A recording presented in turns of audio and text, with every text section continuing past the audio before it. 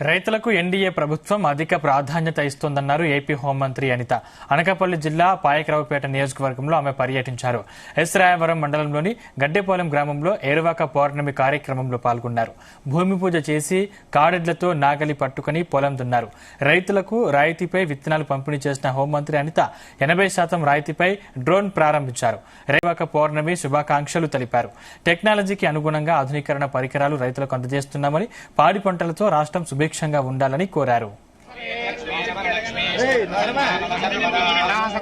రాష్ట్రంలోని రైతులందరికీ కూడా ఏరువాక పౌర్ణమి శుభాకాంక్షలు తెలియజేసుకుంటూ, ప్రతి ఏరువాక కూడా జ్యేష్ఠ మాసంలో వచ్చే పౌర్ణమి రోజు ప్రతి వ్యవసాయదారుడు కూడా ఆ భూమికి పూజ చేసి, ఎద్దులకి పూజ చేసి ఈ రోజు నుంచి వ్యవసాయ పనులు స్టార్ట్ చేయటం అనేది సాంప్రదాయంగా వస్తున్న ఆచారం. దానిలో భాగంగానే ఈ రోజు గవర్నమెంట్ కూడా ఏరువాక కార్యక్రమాన్ని అఫీషియల్ గా తీసుకుని ఈ పౌర్ణమి రోజు, జ్యేష్ఠ మాసంలో వచ్చే పౌర్ణమి రోజు ఈ రోజు ఏరువాక కార్యక్రమాన్ని చేపట్టమని రైతులందరికీ కూడా సూచనలు ఇవ్వటం. దానిలో భాగంగా ఈ రోజు రైతులు దేశానికి వెన్నుముక.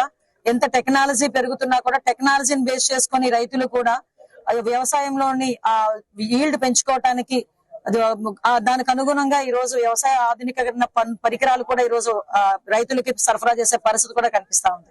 ఈ రోజు దానిలో ప్రత్యేకంగానే ఇక్కడ మనకి గడ్డపాలెంలోని ఈ పొలంలో ఈ రోజు భూమి పూజ చేసి ఏరువాక అంటే ఎద్దులతో సంబంధించి దుక్కి దున్నే కార్యక్రమం కాబట్టి ఈ రోజు ఎద్దులకి పూజ చేసి ఈ కార్యక్రమాన్ని ఇక్కడ చాలా లాంఛనంగా ప్రారంభించుకోవడం అయింది. చాలా ఆనందంగా ఉంది.